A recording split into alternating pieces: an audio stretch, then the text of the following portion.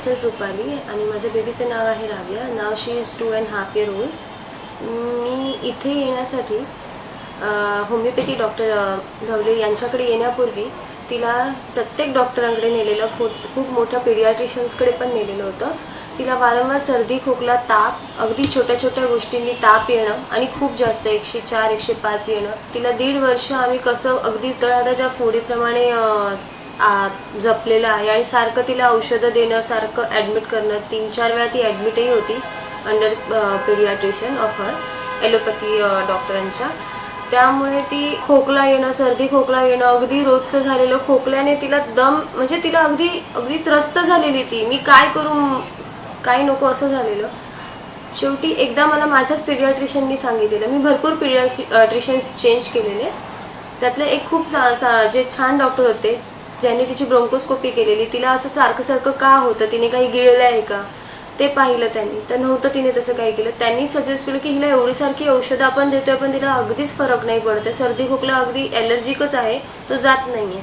आणि मलाही वाटतं की एवढी लहान असताना तुम्ही इतकं तिला हॉस्पिटलमध्ये दुसऱ्या डॉक्टरच्या अंडर ॲडमिट केलात, आता माझ्याकडे आलं तर मी एक ह्युमन बिईंग म्हणून तुम्हाला सजेस्ट करेन की माझ्याकडेही पेशंट्स येतात लहान, ते पीडियाट्रिशियनच होते हॉस्पिटलमधलेच.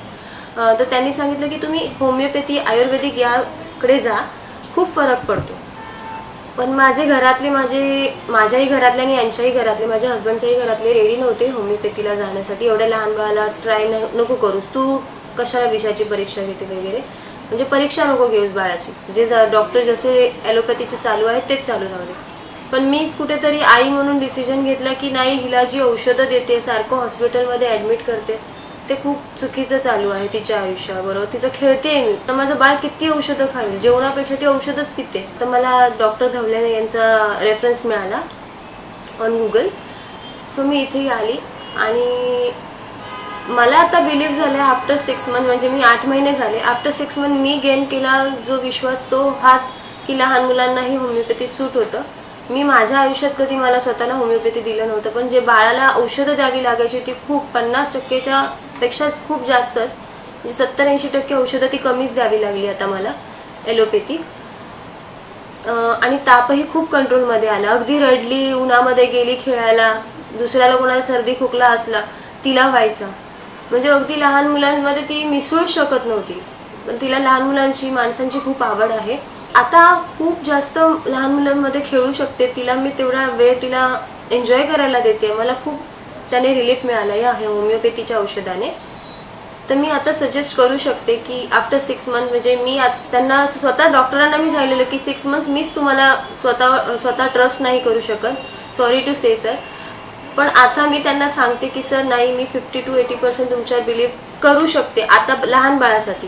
कारण आपण लहान बाळावर चान्स नाही घेऊ शकत. एक वेळ मोठा 15-20 वर्षाच्या पुढे आपण घेऊ शकतो, पण 2-3 वर्षाच्या मुलांवर काय आपण टेस्ट करणार की तिला ॲलोपॅथी करूया की होमिओपॅथी करूया.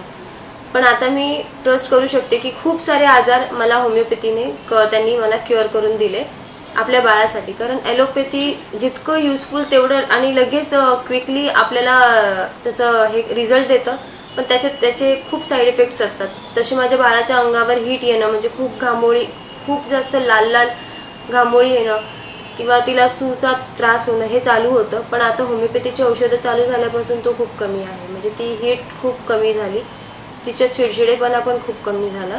आणि हल्लीचाच एक एक्सपिरियन्स म्हणून मी तुमच्याशी शेअर करू शकते. आम्ही गावी गेलेलो अगदी 10-12 दिवसांसाठी. घाबरत होती, अगदी औषधांची एक बॅगच करून गेलेली मी. पण मला तिचा होमिओपॅथीचा डोस चालूच होता डेली.